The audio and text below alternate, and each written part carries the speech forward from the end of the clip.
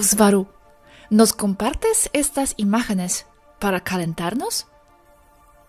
No, es para ilustrar un punto importante. ¿Cómo no creer cuando se construyen estas cosas? La gente es de mente sencilla, programada por generaciones a obedecer a la autoridad. Ven algo de gran poder y se sienten menos, sin autoridad. Es como hacerle caso a un youtuber solitario y no a CNN. Pero aunque todo desde uno u otro punto de vista es verdad, todo es verdad o verídico, porque si lo observas, si lo piensas siquiera, entonces existe.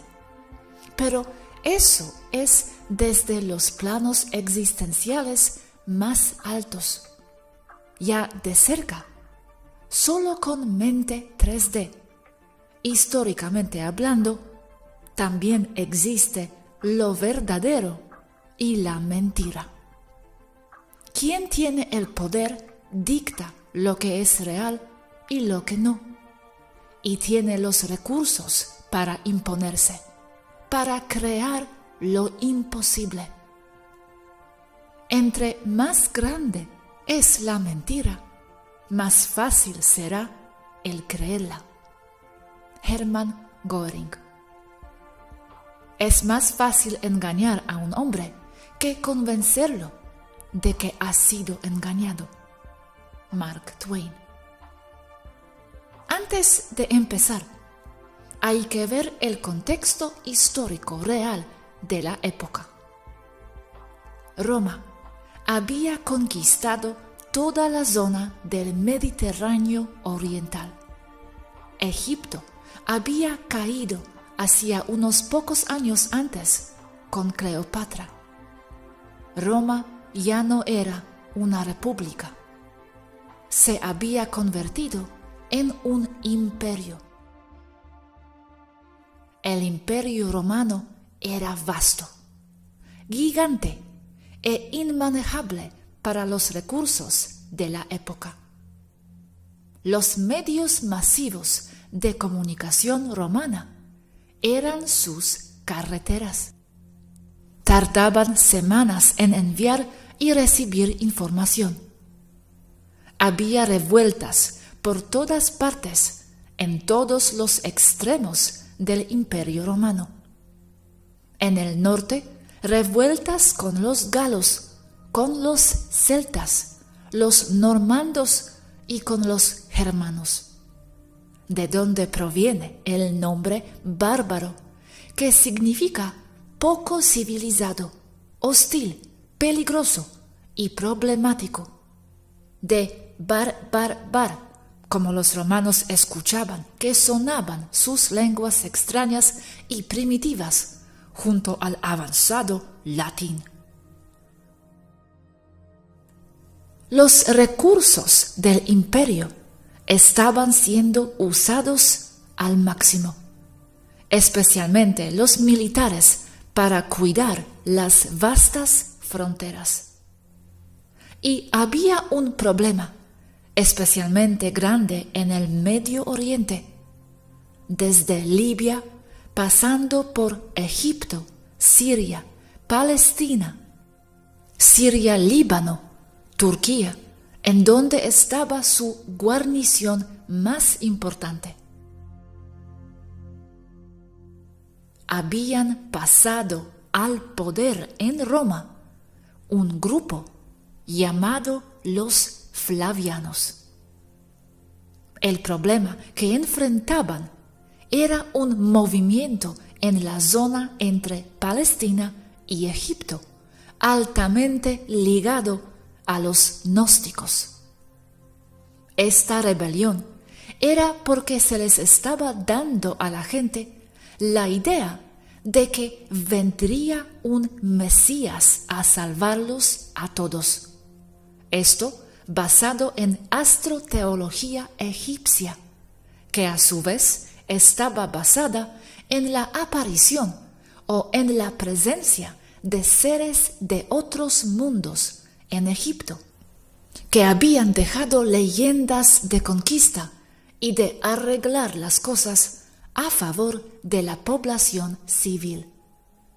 Siendo una de esas historias, tal vez la primera y más antigua, la aparición de Ishtar, Osiris, Horus y posteriormente la expulsión de Egipto de Akhenaten y Nefertiti de parte de seres estelares con grandes poderes.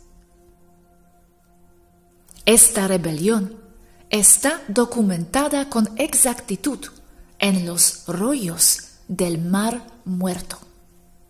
Se dice que estos rollos dan apoyo a los testimonios bíblicos, pero en sí está distorsionado todo a conveniencia de los poderosos y de la Iglesia, siendo que lo que está en los rollos es un recuento detallado de la lucha contra Roma y su ocupación en territorio egipcio y palestino. La existencia de los rollos del Mar Muerto, entre otros documentos, y el hecho de que hayan sido escondidos en cuevas y en otros lugares, fue por protegerlos de la destrucción y o confiscación de parte de las autoridades romanas, tras la destrucción de la Biblioteca de Alejandría, justo en esa época, solo unos cuantos años antes.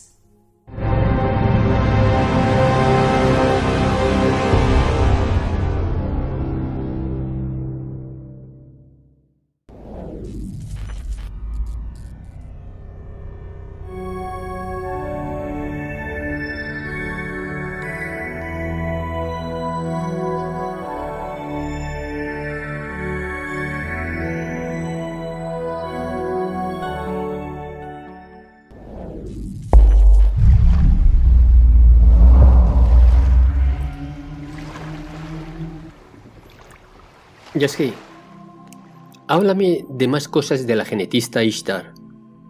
Entonces, ¿por qué se creó una nueva raza a través del control mental?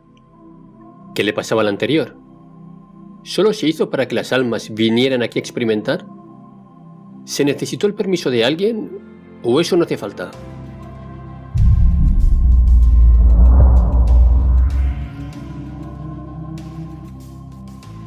Se supone que eso era para hacer olvidar y sanar el gran trauma de la inundación y del cambio de polaridad de los polos y todo eso de Tiamat.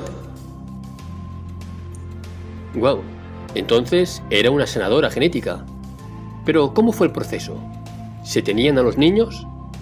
No crear razas nuevas, ni usar eso como excusa para controlar y explotar a la población dentro de un reino artificial llamado 3D, que solo es una mentalidad, lo que lo creó, y no lo de la luna y las bandas Van Allen, para insertarles el nuevo inconsciente colectivo.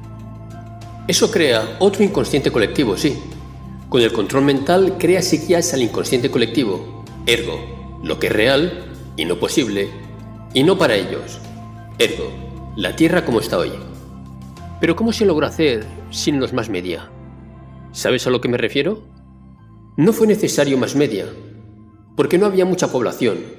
Solo hacían falta algunos sacerdotes y cosas así, puestos en diferentes culturas, ergo, las estatuas con la bolsita que se encuentran por todas partes. ¿Cuáles fueron sus herramientas? ¿Tenían un grupo de sacerdotes que previamente habían instruido? Sí, todo cuadra. Una vez sanado, la parte que regresaría a la población humana, ya sana mentalmente, a la verdad estelar y a su poder interno cósmico, era el grupo de los druidas y bardos celtas.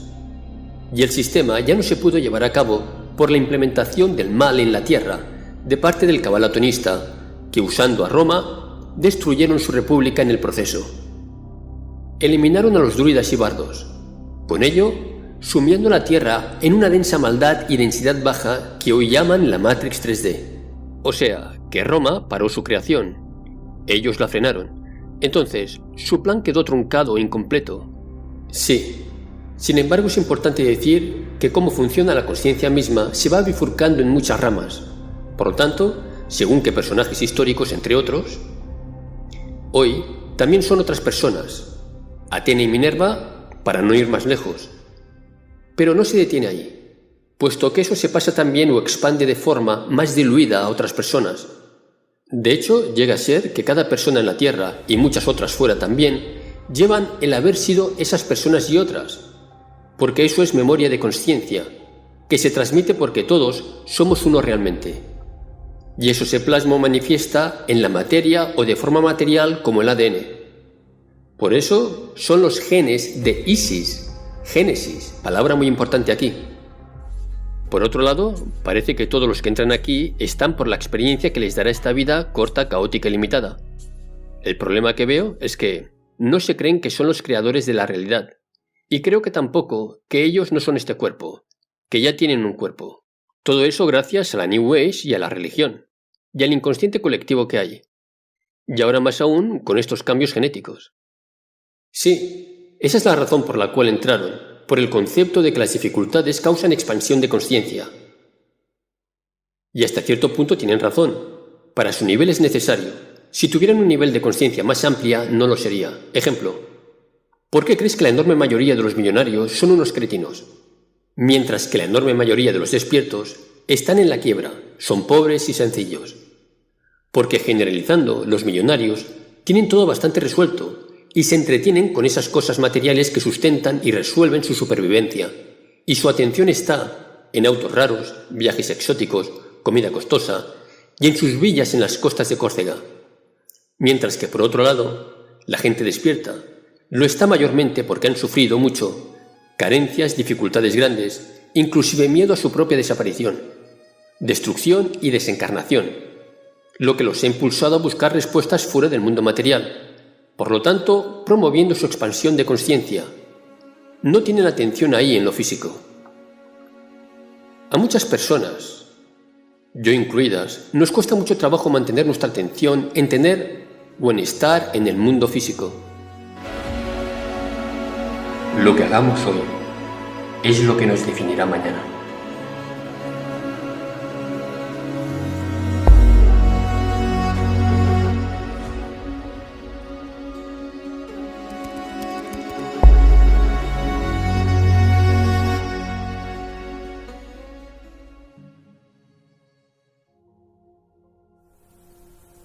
Acusación formal inicial. Después aclararemos el por qué y el cómo. El emperador Titus, con ayuda de su antecesor Vespasiano, armaron un enorme cuento tomando lo que se sabía acerca de las creencias de la zona de Egipto y de Palestina, de documentos confiscados de la extinta Biblioteca de Alejandría, para armar un complot, para imponer a la gente la idea de un Mesías nuevo que les ordenaba obedecer ciegamente a Roma. Por cierto, falta un cuarto Flaviano, Nerón. Desde la época de Vespasiano se había comenzado con una campaña de imponerle a los súbditos del Imperio Romano la idea de que el César era un enviado de Dios o que era un dios. En general, el pueblo de la zona, en los libros se dice que son los judíos, pero insisto que no eran un pueblo aún, solo después, como consecuencia de estos planes de los flavianos. No soportaba la idea de que el emperador era una figura divina. Derribaban estatuas de los emperadores y en general atacaban a las guarniciones romanas en toda la zona. En general, toda esta zona, desde Turquía hasta Libia, era una zona de guerra en esa época. Tenían múltiples personas que los guiaban. como los revoltosos mayores o los agitadores de masas. A estas personas se les llamaba en el lenguaje de esa época, término usado en múltiples lenguajes de la zona, Mesías, que en sí equivale en las mismas lenguas a Cristos, Mesías, Cristos o Cristo, lo que significa que cualquier Mesías de la época era un Cristo. Entonces se refiere a cualquier líder del movimiento mesiánico palestino. Este movimiento se rebela contra Roma en el año del 66, según algunos de mis datos. El problema es que el movimiento era enorme y en muchos casos derrotó militarmente a las raquíticas guarniciones romanas. Entonces los romanos entraron en alarma porque temían que este movimiento se pasara a otras partes del Imperio Romano. Toda resistencia a Roma debería ser aniquilada con mano de hierro. Siempre ha sido la forma de proceder del Imperio Romano, y en este caso con más razón. Hay que ver que Vespasiano y su hijo Titus eran hombres militares, con mentalidad militar y táctica. Estos dos fueron los principales romanos que destruyeron y asesinaron a los druidas en Bretaña, Inglaterra, Irlanda y la Galia. Y por consiguiente también tenían sus ojos puestos en todo lo que sea gnóstico, por la clara conexión entre druidas, irlandeses principalmente, y Egipto. Conexión Irlanda-Egipto que pero muy pocos historiadores se atreven a ver. Acusación 2. Vespasiano y Titus tenían mucho conocimiento militar y de tácticas. Acababan de destruir a los druidas y de borrar todo documento histórico de la existencia de los druidas y de los conocimientos druídicos en general. Ya sabían cómo borrar todo a su paso, todo lo que no les convenía. En ese momento, Vespasiano y Titus eran generales romanos al servicio de Nerón, quien, al terminar sus campañas en contra de los druidas, les llamó para suprimir y derrotar la rebelión en Palestina, Egipto. Lo que hicieron a continuación fue mandar una fuerza militar enorme de unos 70,000 soldados a esa zona para suprimir y para aplastar la rebelión. Empezaron en la región de Galilea y con esto se movieron al sur. Destruyeron todo a su paso. Durante las acciones militares en el área de Galilea, el general Vespasiano captura a un rebelde, un mesías, uno de los líderes del movimiento de nombre Josefus Bar Matías, quien le explicó mucho del cómo funcionaban las creencias y todo alrededor del movimiento. Se presentó ante el general como un vidente y por ganarse el aprecio y el perdón, por conservar su pellejo pues, le dijo a Vespasiano que él sería el siguiente emperador romano. En sí, Josefus cometió traición en contra de este movimiento, porque empezó a trabajar para los romanos, bajo promesa de que no lo matarían.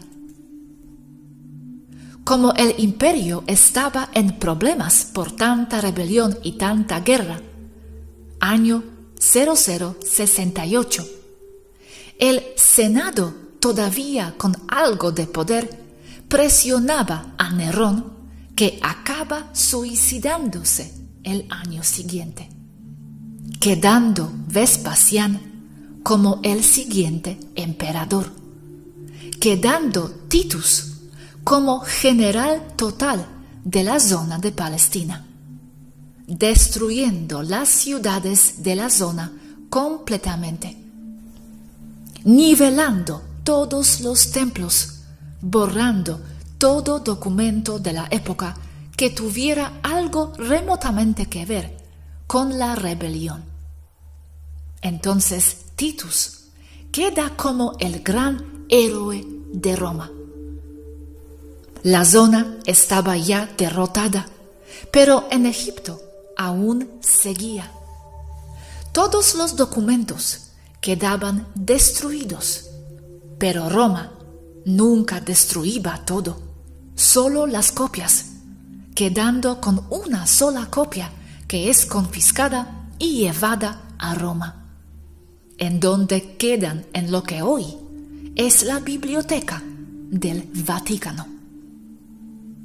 Como lo que movía a los rebeldes desde Palestina hasta Egipto era la religión, y como los romanos se dieron cuenta que nunca podrían borrar la religión misma con el uso de la fuerza únicamente, se dispusieron a formular un plan para influenciar las religiones judaicas de la época con ideología que fuera conveniente a los intereses de Roma.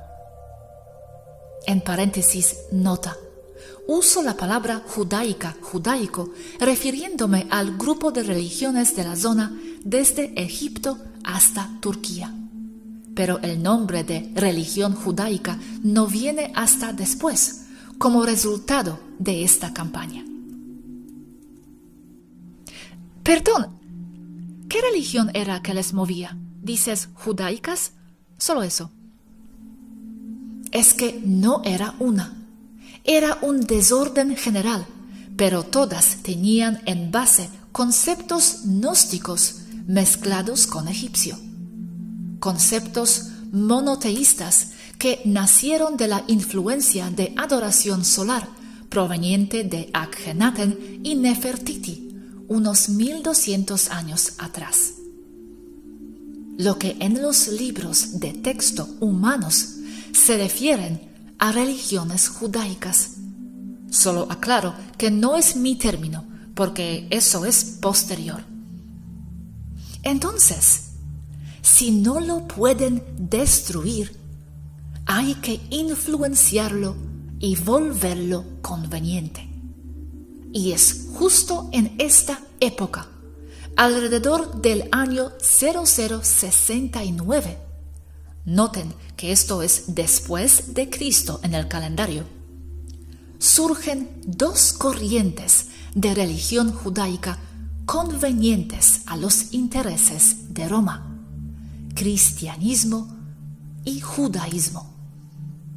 Y estos se basaban en nuevas escrituras, que todo lo que hacían era promover el amor. Y la gente le encantó la idea de la paz y el amor y lo positivo. Como la nueva era hoy, es lo mismo pero revolcado. Usando la necesidad de paz de la gente para fines de control social. Y es aquí en donde se encuentra por primera vez en esos textos la idea y el concepto del Mesías Cristo, Jesús de Nazaret. Acusación directa 3. Los flavianos ordenaron que se escribieran las escrituras. Y el cómo pudieron escribir escrituras convincentes para la gente se debe a la colaboración de Roma con varios intelectuales palestinos que cooperaban con Roma, entre ellos Josefus como el principal, que ahora está en Roma bajo la adopción de Roma por sus servicios al imperio, y se convierte en Flavius Josefus. Y este traicionero allí empezó a escribir la historia de la guerra de Titus. Y para cualquier estudioso de la historia de la cristianidad, Flavius Josefus siempre lo han asociado con o a los orígenes de la misma cristianidad. Y para los expertos, es una de las evidencias más poderosas acerca de la conexión Josephus, Titus, Flavianus y la creación de la cristianidad y del Mesías Jesús. Ok, tengo una pregunta más rápida. Estos movimientos de amor y paz, ¿por quién fueron promovidos? Por los Flavianos, como estrategia militar Vespasiano y Titus. Acuso a esos dos, padre e hijo, de ocasionar todo el sufrimiento que desencadenó lo católico y lo judaico. Oh, pensé que ellos solo se aprovecharon de estos movimientos ya existentes. Sí, se aprovecharon de los movimientos existentes para usarlos a su favor, moviendo todo o transformándolos desde adentro en algo a favor de Roma. Es como en una lucha cuerpo a cuerpo, usar la fuerza y la inercia del oponente para derrotarlo. Principio básico en las artes marciales. Como Sia hace ahora con Nueva Era. Exactamente. Los Flavianos y las personas en poder hoy en día de parte de los Illuminati y los grupos en poder no creen en las religiones. Saben que eso es para la gente. Los Flavianos, por ejemplo, bajo el programa de deificación de los emperadores, demuestra que ellos se veían a sí mismos como deidades, como dioses. Es verdad que Jesús como personaje con esa vida no pudo haber existido por sus múltiples paralelismos con otras deidades y personajes en el mundo antiguo mucho anteriores a él, como por ejemplo Horus y Buda. Pero el único personaje verdadero de carne y hueso con ese título es Titus. Esto no solo es información estelar, casi todo está ahí.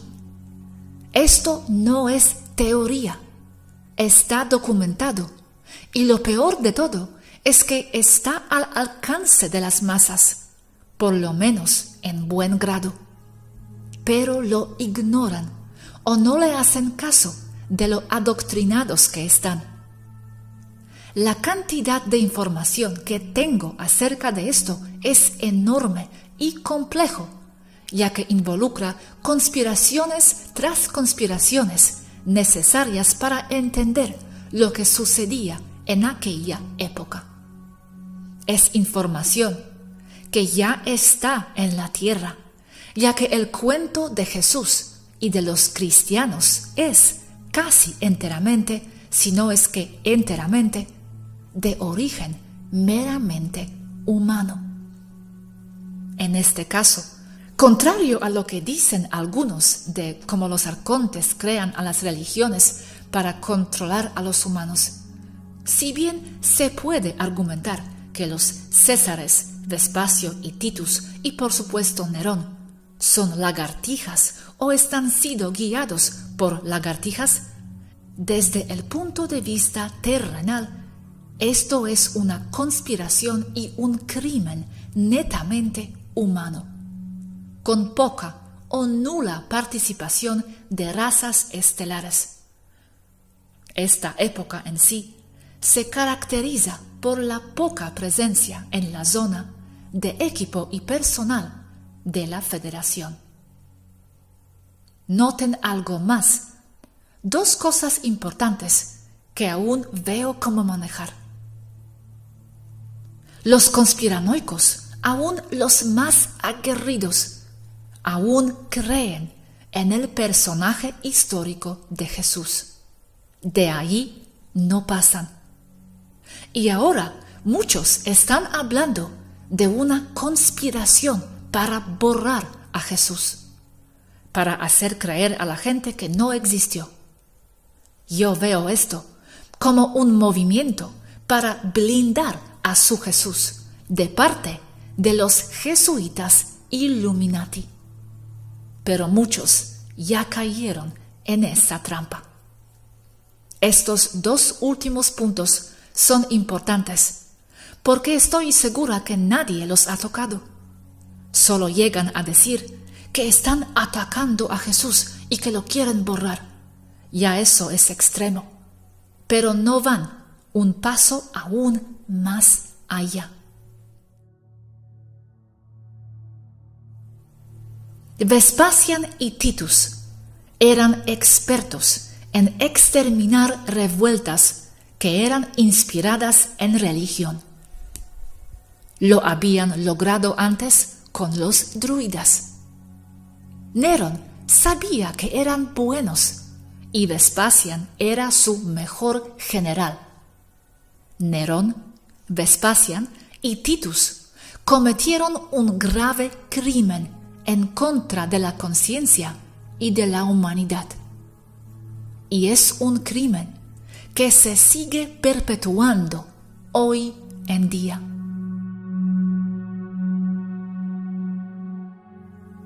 En Roma, las religiones no eran un ente o una institución aislada. Eran parte del Estado, como una rama controlada directamente desde el trono del César, y se consideraban como métodos para el control de masas. El cristianismo, catolicismo y judaísmo fueron creados explícitamente con el propósito de controlar y alterar las religiones judaicas de la época, para introducirles conceptos religiosos a la población rebelde, para que el imperio romano no tuviese que usar su fuerza militar para controlarlos, usando la religión como un arma. Podían regir sobre su población, sobre sus súbditos. Concepto extra importante. Roma no ha caído, solo se transformó en el Vaticano. El Papa es el César.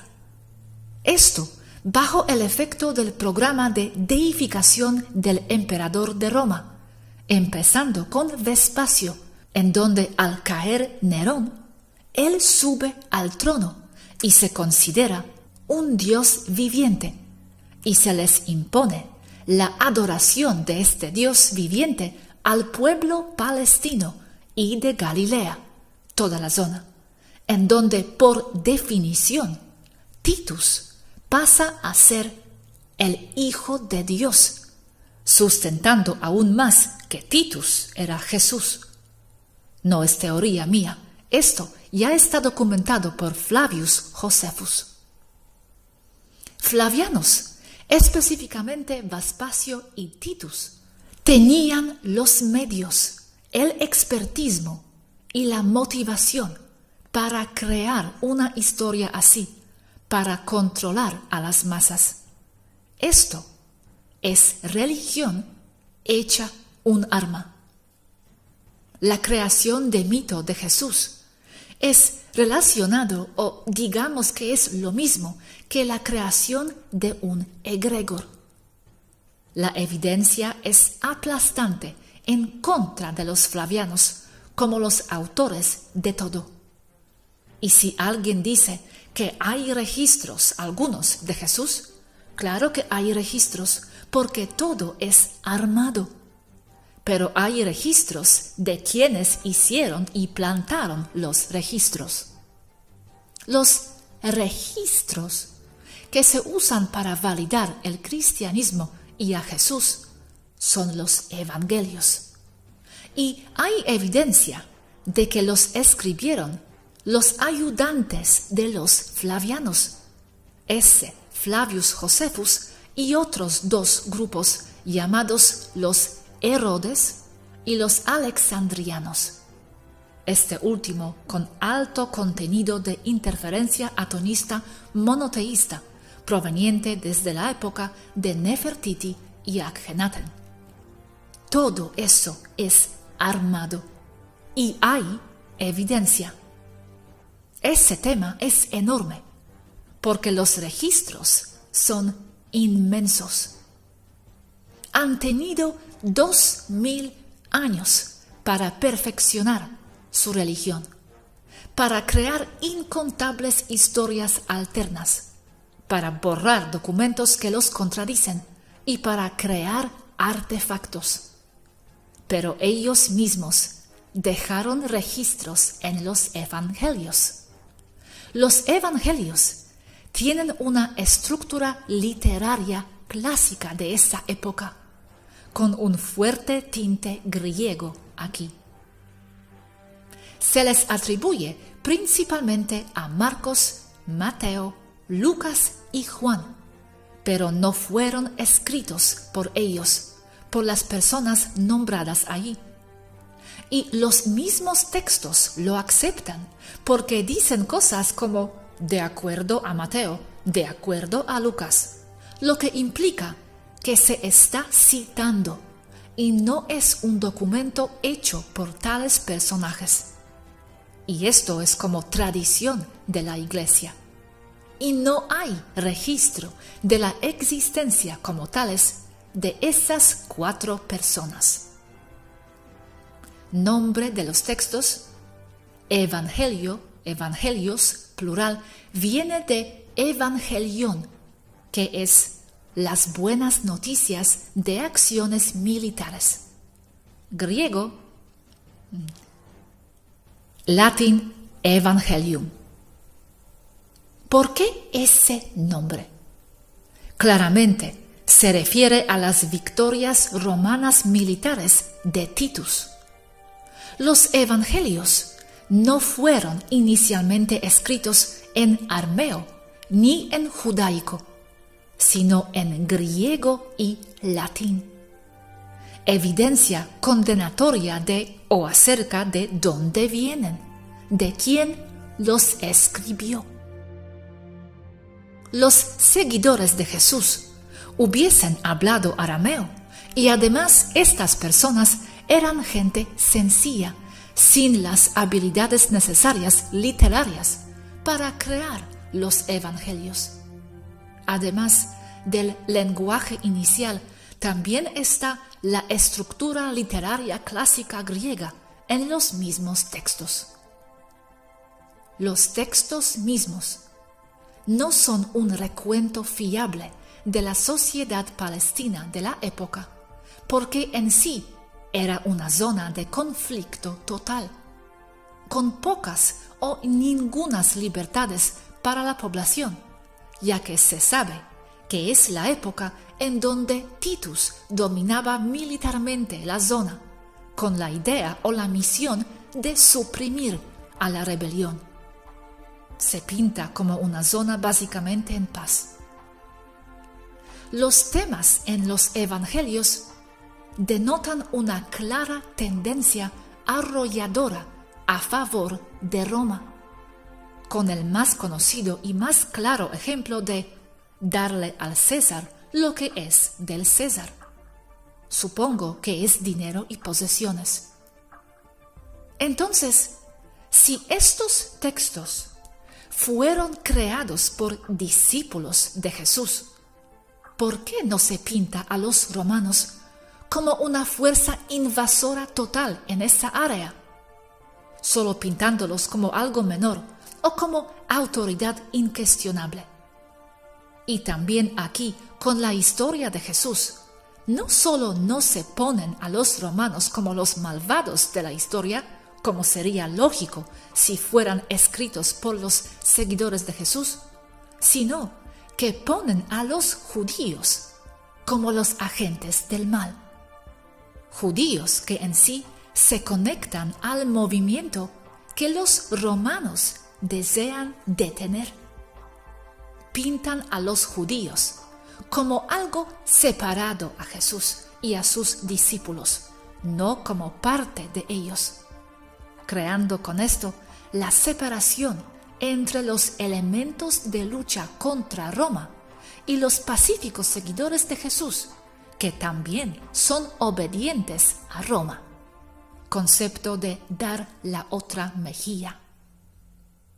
Ponen a los judíos como si fueran los que luchaban en contra del gran plan divino de Jesús y no a los romanos.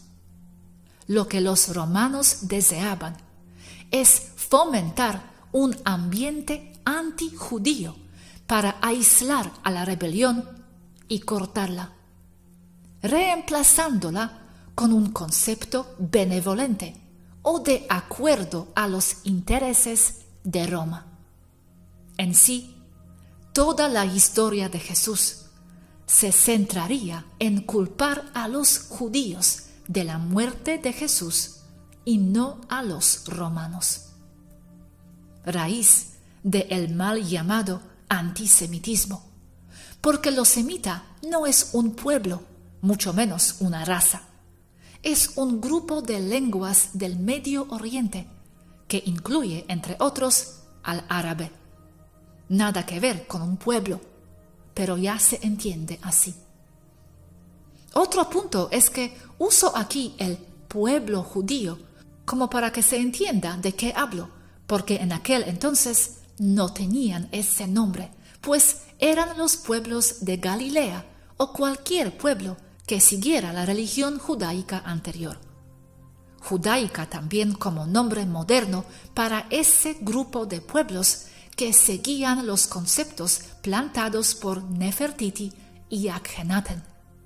Básicamente, monoteísmo atonista de adoración solar. Estos pueblos después fueron llamados pueblos judíos, ya al escribirse los evangelios. Y son una mezcla de pueblos anexados y los pueblos llamados hebreos, que salieron del gran éxodo de Egipto hacia el año 1330 a.C., seguidores de Akhenaten Nefertiti. Si bien estos pueblos son leales básicamente al concepto de monoteísmo atonista, se usaron como chivo expiatorio para culpar a alguien de la muerte del Mesías Salvador, Jesús, como castigo por la rebelión que ellos formaron en contra de la ocupación romana. En los evangelios se les da prominencia continua a los flavianos, dando claramente una vista no solo pro Roma, sino pro Vespasio Titus. Nerón ordenó a su general Vespasián y a su hijo, también general Titus, que dominaran el problema de la insurrección en el Medio Oriente, especialmente en el área de Galilea y de Palestina, aunque el problema se extendía desde Turquía hasta Libia en el norte de África, con otra concentración de insurrección concentrada en el área de Egipto, Alejandría. Los generales Vespasián y Titus eran expertos en la desarticulación y la destrucción de religiones y de insurrección del pueblo, habiendo ya logrado ordenar y suprimir a todos los pueblos bárbaros desde Germania hasta Inglaterra. aunque entraron también en Escocia y en Irlanda a destruir a los druidas, completamente borrando todo registro escrito de ellos. En los libros de texto oficiales se dice que los druidas no dejaron ningún documento escrito. Esto es falso. Lo que sucedió es que Vespasian y Titus destruyeron todo a su paso y confiscaron los documentos, destruyendo las copias como siempre han hecho y como protocolo romano. Algunos documentos druídicos estaban siendo resguardados por grupos gnósticos en la biblioteca de Alejandría. Se dice que toda la biblioteca fue quemada. Esto también es falso. Los romanos primero confiscaron todo, se lo llevaron a Roma, luego destruyeron todo lo que eran copias.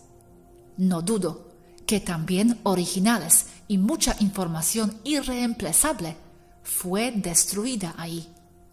Solo que el protocolo romano de la época era confiscar todos los textos posibles, ya que sabían que el conocimiento es poder y necesitaban analizar todo con detenimiento, ya en Roma, por los eruditos y los analistas militares del César. Primera destrucción de la biblioteca, año 48 a.C.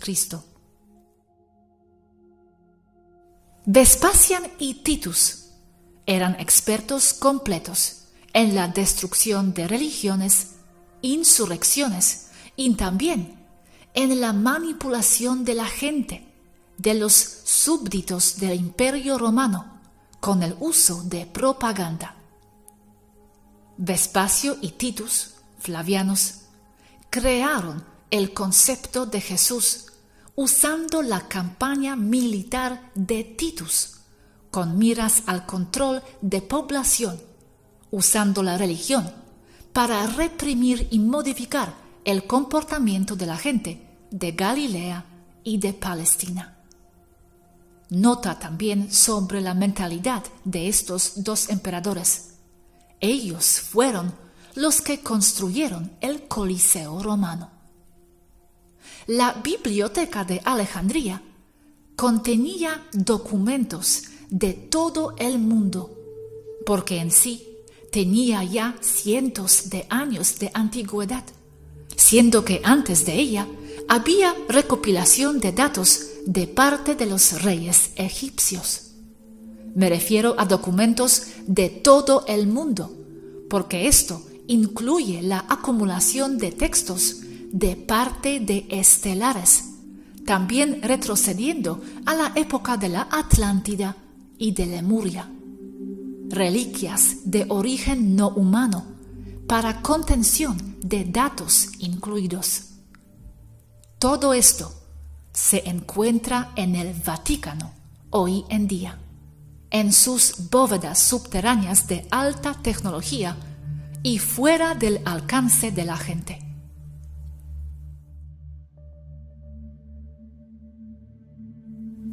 Para la construcción de la vida de Jesús, los flavianos y su legión de escribas usaban una técnica muy usada en toda esa época, que trata de tomar eventos reales, sean presentes o pasados, y modificarlos, deformarlos, para servir para darle forma y relevancia, credibilidad a una agenda. La información de Jesús está basada en las actividades militares de Titus a la perfección, usando esta técnica de modificación y alteración de datos históricos. Las enseñanzas de Jesús están basadas en el estoicismo romano, promovido precisamente por los flavianos, Vespasio y Titus, y contiene pocas cosas originales, ya que también tiene deformaciones y alteraciones provenientes del Antiguo Testamento. Los pueblos de Palestina y de Galilea en aquel entonces funcionaban con una constante, que era la aparición de un Mesías que los salvaría de la persecución y de la opresión de los romanos. Vespasiano y Titus usaron este concepto y la expectativa de la gente de la época para darles un Mesías, pero que estuviera a favor de Roma, con miras al control y supresión de las actividades subversivas de los grupos palestinos del área de Galilea. Los romanos, bajo el concepto de ¿quieren un Mesías? Pues les daremos un Mesías. En aquella época, y bajo las órdenes y el control romano, confiscaron y destruyeron toda la información y los documentos históricos que pudiesen ir en contra de la versión oficial escrita por su jefe de propaganda, Josefus. Pero lo llevaron más allá, porque dentro de las mismas escrituras fabricadas por Josefus, él declara que el Mesías esperado por los judíos y por el pueblo de Galilea era el emperador Flavius Vespasiano. La idea de representar al César como un dios viviente proviene de los Julio-Claudianos, o la dinastía anterior a los Flavianos, Julio César a Nerón, por lo que solo seguían la misma tendencia de sus antecesores. ¿De dónde les ha venido la idea de Mesías a los judíos? ¿Quién ha instalado este concepto y por qué? La idea es milenaria y proviene de la época de Akhenaten y Nefertiti, vendiendo al pueblo local la idea o concepto de que ellos son los Mesías o los sacerdotes de ellos, siguiendo el modelo atonista de adoración solar y monoteísta. También es alimentado por la rama opositora del monoteísmo, mayormente amonistas. El concepto de Mesías amonista proviene desde el antiguo Egipto predinástico y está asociado a la aparición y la guía positiva del pueblo de parte de legiones o representantes del lado de Enlil, es decir, extraterrestres. Entonces, el pueblo, por ambos lados, del lado amonista Enlil y del lado atonista Enki, esperaban la aparición de un Mesías o Cristo. El término Christus o Cristo se usó con o en otros personajes bíblicos, como por ejemplo el Cristo David, que derrotó a Goliat, por lo que no era algo exclusivo aplicado a Jesucristo y solo era más del proceder romano para el control de masas. Efectivamente, el Mesías fue vendido como Vespasio, pero como una deidad viviente, como Dios mismo, y luego fue transformado en el concepto del Hijo de Dios, que por decreto de Josefus es atribuido a Titus, hijo del dios Vespasiano. Y aunado a que la idea de Jesús es solo una deformación de las narraciones de Josefus sobre las victorias militares en Galilea y Palestina de Titus, entonces se vendió al pueblo de Galilea y de Palestina el concepto transformado, disfrazado, con metodología, como que Titus es Jesucristo mismo. Entonces, efectivamente, todo seguidor de Jesucristo, Flavius Titus, de sus enseñanzas, estoicismo romano más conceptos del Antiguo Testamento, solo está adorando y dándole todo su poder espiritual y obediencia al César de Roma.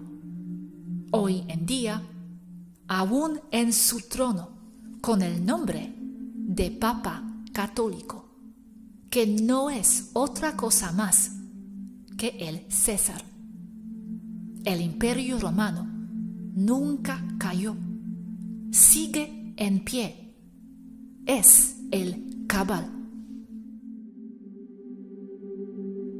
Pero este concepto de Mesías, la guía positiva del pueblo, ¿se les han dado los extraterrestres realmente?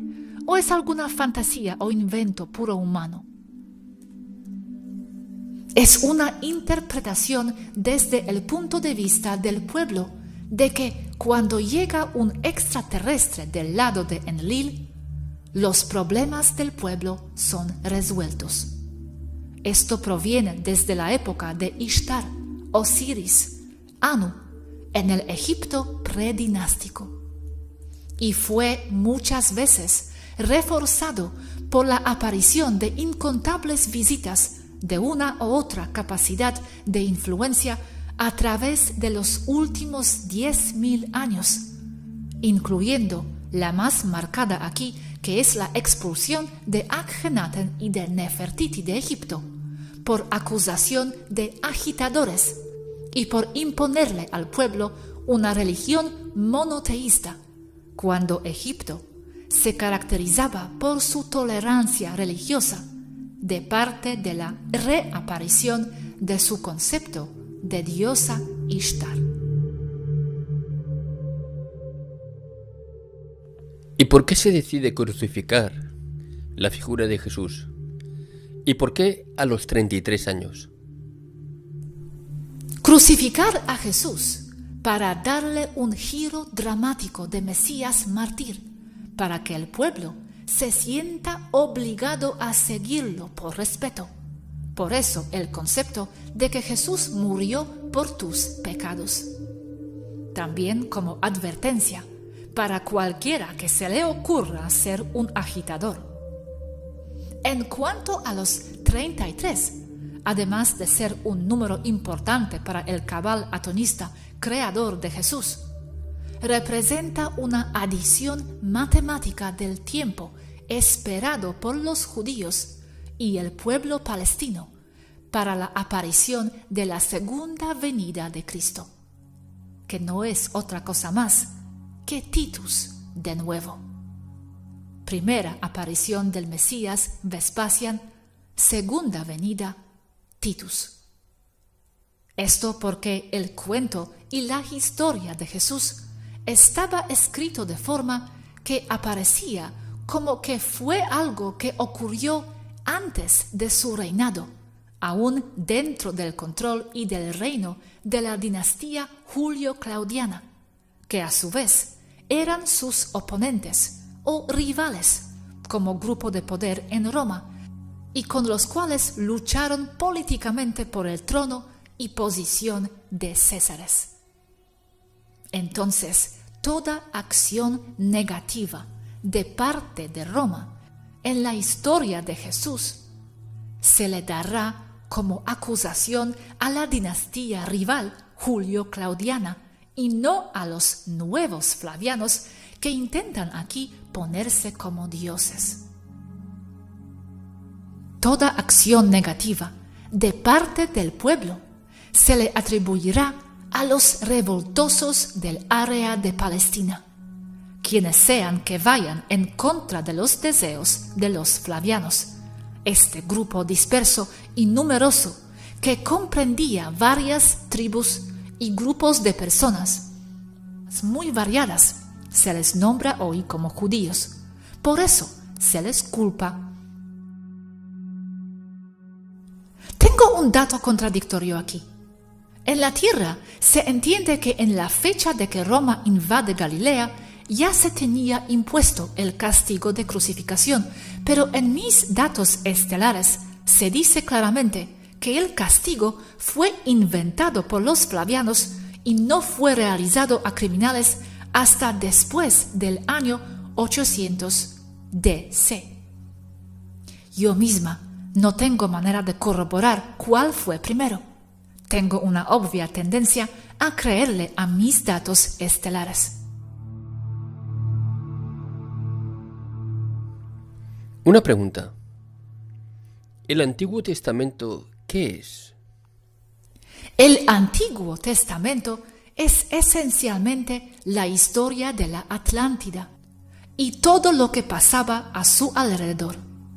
Está escrito de tal manera que tiene dos o más formas de entenderlo: sentido lateral para la gente normal o entre líneas con simbolismo para eruditos. El tomar el Antiguo o Nuevo Testamento de forma literal es nivel pueblo o para el pueblo. Esa era la intención. Es parte de control o recopilación basada en textos muy antiguos que están relacionados fuertemente a las tablillas sumerias, siendo que provienen de la misma gente. Son 3 niveles: tablillas sumerias, Antiguo Testamento, Nuevo Testamento, misma fuente e intención general. Misma fuente, pero no los mismos autores, ¿verdad? No, mismos autores no, porque es por un periodo de tiempo largo, diferencia temporal grande, pero del mismo grupo de control sobre la humanidad. Sin embargo, sí recopilan y editan los nuevos autores lo anterior todo el tiempo, siendo que, por ejemplo, el Nuevo Testamento desde Josefus fue editado, corregido y vuelto a editar incontables veces desde entonces. Por eso la existencia de textos llamados apócrifos, que gente de la Iglesia quitó porque no les convino, siglos después de Josefus. Luego, ediciones en donde no se quitan libros, así se les dice, enteros de la Biblia, sino que solo quitan o editan párrafos no muy convenientes y o le agregan otros. El mejor ejemplo de esto es la edición de la Biblia King James, que es la más usada hoy en día, que no podría ser más Matrix, con miras a control de población. Los textos de Nag Hammadi, que no son otros que los rollos del Mar Muerto, se toman como que corroboran a la Biblia, pero no es así. Solo ven o toman o interpretan lo que quieren ver ahí. Por ejemplo, en los textos de Nag Hammadi hablan de el Mesías. El problema es que había incontables el Mesías con el mismo nombre de Cristos, porque eso significa. Entonces, en los rollos del Mar Muerto, no se está hablando del personaje de Vespacio y de su hijo Titus, sino que se está hablando de cualquier Cristo, pues abundaban. Entonces, solo buscan y acomodan todo a su conveniencia. Los textos de Nag Hammadi, o rollos del Mar Muerto, son fundamentalmente registros de la población de la resistencia en contra de la ocupación romana de toda la zona, desde Palestina hasta Libia. Eso de Jesús en la India proviene de otros Cristos, otros Mesías, de los cuales se le cuelgan eso de Jesús. Por lógica, alguno de esos Cristos del área de Palestina pudo haber llegado hasta la India, porque hablo de cientos de Cristos. Salían como hongos en época de lluvias. Entonces, cada vez que leen en algún texto antiguo el Mesías o Cristos, se lo cuelgan a Jesucristo. Y aún el nombre de Jesús, el Cristo, Jesús significa Salvador o Xavier. Esos 3 son el mismo nombre.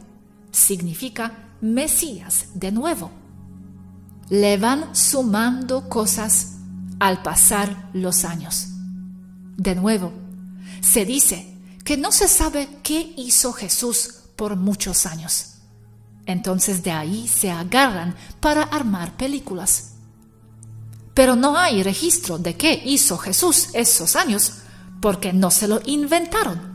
Josefus y compañía no vio para qué, pues no era importante para ellos. O faltó algo ahí que luego le agregarían. Otro punto condenador es el paralelismo entre la campaña de Titus como general y las acciones de Jesús. Son lo mismo. Y no es uno o dos paralelismos, es todo completo. Solo que tendríamos que ir comparando cada pasaje entre los dos, y eso es un trabajo enorme.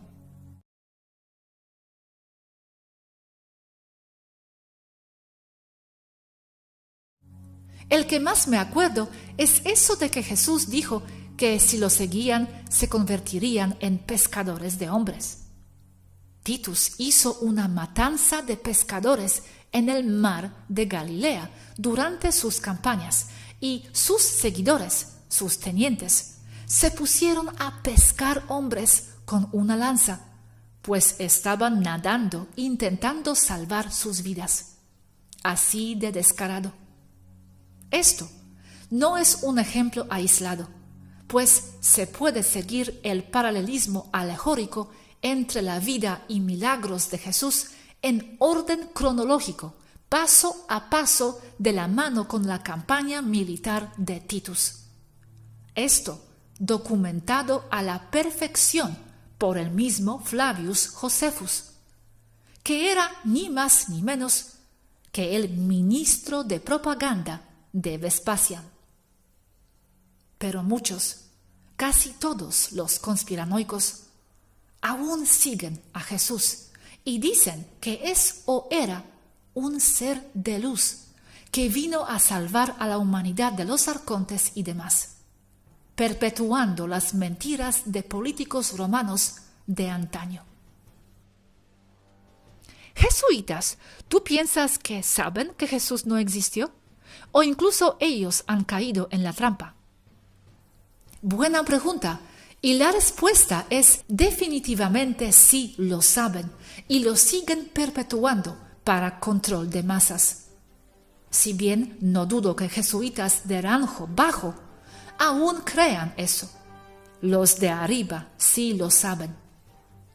Por lo que otros investigadores han encontrado, además de nosotras mismas al estudiar el contexto de este tema, sucede lo mismo que con cualquier otra rama del conocimiento humano, sea científico, político, económico o religioso. Nos hemos dado cuenta que los teólogos están seriamente monitoreados y controlados por las élites religiosas, en este caso, por los jesuitas, que, como hemos dicho antes, no son otros más que los Illuminati. Ninguna diferencia.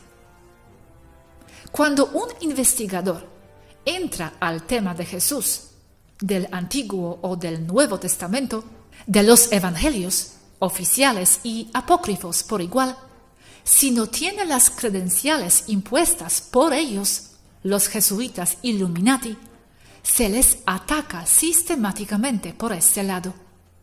Tal y como sucede con las ramas científicas oficiales de la Tierra. Si no cuadra con su manera de ver las cosas, no es tomado en cuenta. Yo misma he visto, mientras he investigado el tema del Nuevo Testamento, que los investigadores no oficiales se enfrentan a una serie de largas calumnias y mecanismos fuertes de desacreditación. Siendo que los teólogos oficiales de los jesuitas alejan siempre que los investigadores independientes no cuentan con los estudios y las credenciales para ser considerados como expertos en el tema, siendo que estos últimos tengan doctorados en historia, por ejemplo. Para ser tomado en cuenta como investigador en materia de teología, se debe venir de un contexto de estudios oficiales dentro de los recintos educativos oficiales jesuitas, en donde se les obliga a jurar que no atacarán el conglomerado y la orden al investigar sus temas en presente o en futuro. Las personas normales del público no tienen acceso a la información que estoy proporcionando aquí, siendo que les será casi imposible filtrar miles de textos, libros y videos hechos con enormes recursos económicos y de mano de obra trabajo de lo que es verdad y lo que es mentira. La persona media solo tomará como fiable lo que venga de medios con credibilidad oficial. Como indígenas mesoamericanos a la llegada de Cortés, quedarán impresionados con cuentas de vidrio y cosas que brillan como cuervos, impresionados con gráficas, actuaciones costosas de escenas bíblicas, fotografías, arte de famosos y volumen de información, tomando como verdadero solo porque la mayoría de los expertos así lo aseguran. Expertos que yo en este momento acuso de estar sincronizados y en contubernio con la agenda de control de los jesuitas.